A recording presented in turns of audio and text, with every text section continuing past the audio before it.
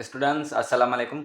जैसा कि हमने क्लास 41 में पढ़ा था कि अबाउट मॉडल वर्ब क्या होता है, तो आज हमारा क्लास 42 है और आज हम सीखेंगे कि हैव गॉट और हैज़ गॉट मॉडल वर्ब क्या होता है। तो सबसे पहले मैं आपको इसकी डेफिनेशन बता दूं।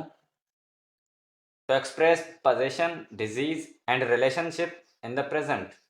तो स्टूडेंट्स ये बयान करता है पोजेशन को, मालकियत को, डिजीज किसी बीमारी को, या फिर रिलेशनशिप को, कोई ताल्लुकात होते हैं उनको, लेकिन प्रेजेंट टाइम में। तो स्टूडेंट्स जैसा कि मैंने आपको क्लास 14 में आपको पढ़ाया था कि टू हैव मॉडल वर्ब क्या होते हैं, टू बी टेंस में हमने पढ़ा था। तो ये हमारे सेम ही हैं, लेकिन इनका डिफरेंस इतना होता है, एक होती है अमेरिकन इंग्लिश और दूसरी होती है ब्रिटिश इंग्लिश। स्टूडेंट्स तो सबसे पहले मैं आपको इनका स्ट्रक्चर बता दूं। अमेरिकन इंग्लिश में पहले हम सब्जेक्ट रखते हैं, फिर हम हैव हैज, फिर हम पोजेशन रखते हैं या डिजीज रखते हैं या रिलेशनशिप, वो डिपेंड करता है सेंटेंस पे। और ब्रिटिश इंग्लिश में हम पहले सब्जेक्ट रखते हैं, फिर हम हैव गॉट या हैज़ गॉट, और बाद में हम पोजेशन, डिजीज या रिलेशनशिप, डिपेंड करता है सेंटेंस पे, जिस तरह का हमारा सेंटेंस होगा वो हम रखेंगे। तो इनका डिफरेंस थोड़ा सा ही होता है। यहाँ पर हम हैव गॉट रखते हैं, यहाँ पर हम सिर्फ हैव रखते हैं। सिर्फ यहाँ पर गॉट आ जाता है, बाकी जो हमारा सेंटेंस होता है वो हमारा सेम ही रहता है। तो इनकी मीनिंग कोई भी चेंज नहीं होती। अगर हम हैव रखते हैं तब भी हमारा सेंटेंस सही है, अगर हम हैव गॉट रखते हैं तब भी हमारा सेंटेंस सही है। तो मेरे पढ़ाने का मकसद ये है कि ताकि आपकी नॉलेज इंक्रीज हो सके।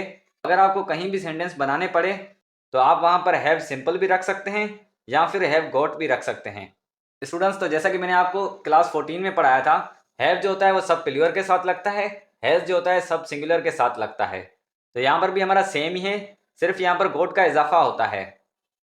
तो चले हम इसके उर्दू जुमले करते हैं और वहाँ पर मैं आपको सही तरीके से समझाता हूँ। स्टूडेंट्स तो यहाँ पर मैंने हैव गॉट और हैज़ गॉट के कुछ पॉजिटिव सेंटेंस लिखे हैं। तो जैसे कि मैंने आपको स्ट्रक्चर बताया हुआ है, पहले हम सब्जेक्ट रखते हैं, फिर हम हैव या हैज़ सिंपल वाला रख सकते हैं, या फिर हम हैज़ गॉट या हैव गॉट लगाते हैं। फिर हमारा जो पोजीशन होता है तो पोजीशन, या बाकी जो हमारा सेंटेंस होता है हम वो रखते हैं।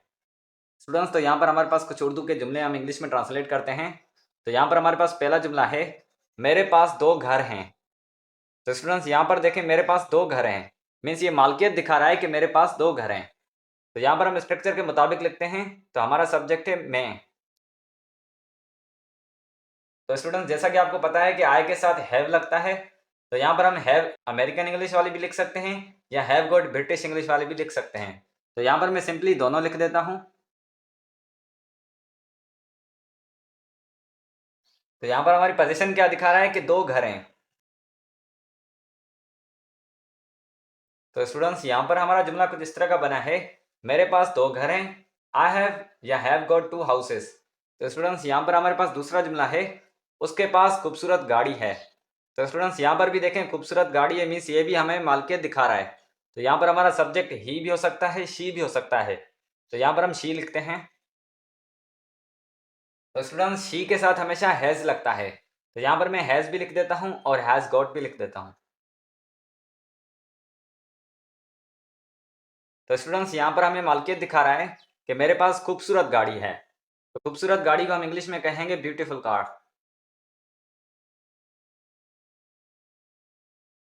तो स्टूडेंट्स हमारा जुमला कुछ इस तरह का बना है, उसके पास खूबसूरत गाड़ी है, she has a beautiful car या she got a beautiful car.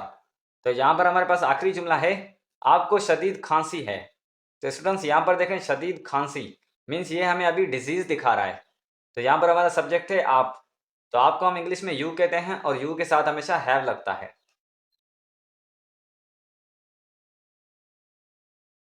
तो स्टूडेंट्स यहाँ पर हमें डिजीज दिखा रहा है, तो शदीद खांसी को हम इंग्लिश में कहते हैं बेड कफ।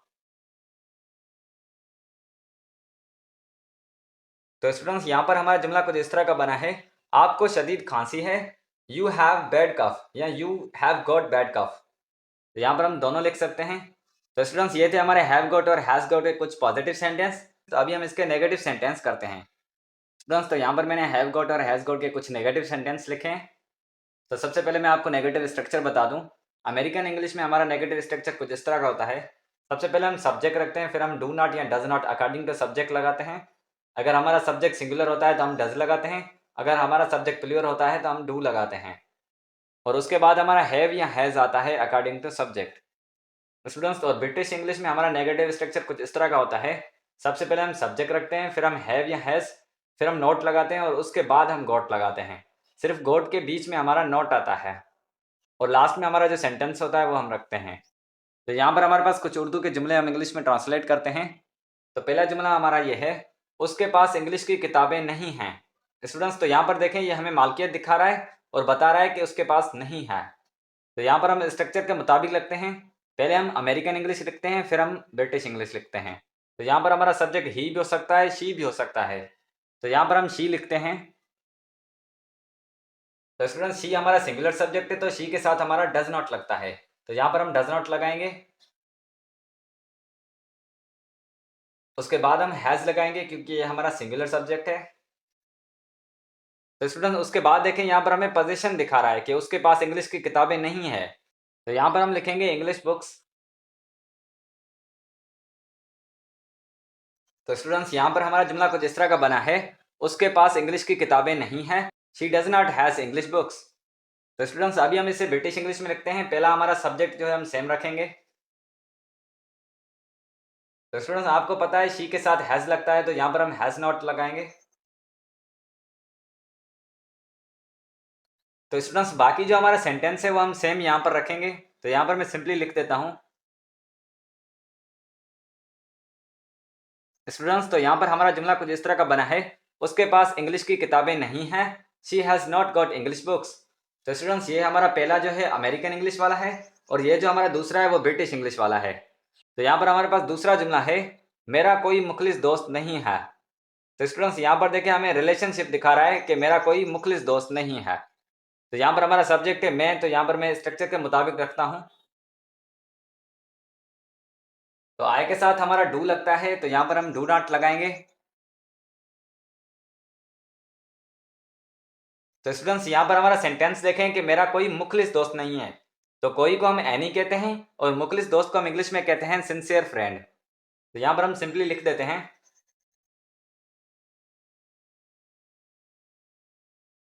तो स्टूडेंट्स, यहाँ पर हमारा जुमला कुछ इस तरह का बना है, मेरा कोई मुखलिस दोस्त नहीं है। I don't have any sincere friend. तो स्टूडेंट्स, अभी हम इसे ब्रिटिश इंग्लिश में लिखते हैं। हम सेम ऐसे ही लिखेंगे। तो आई के साथ हमारा हैव लगता है, तो यहाँ पर हम हैव लिखेंगे। तो स्टूडेंट्स, बाकी जो हमारा सेंटेंस है वो हम सेम यहाँ पर रख देंगे। तो यहाँ पर मैं सिंपली लिख देता हूँ।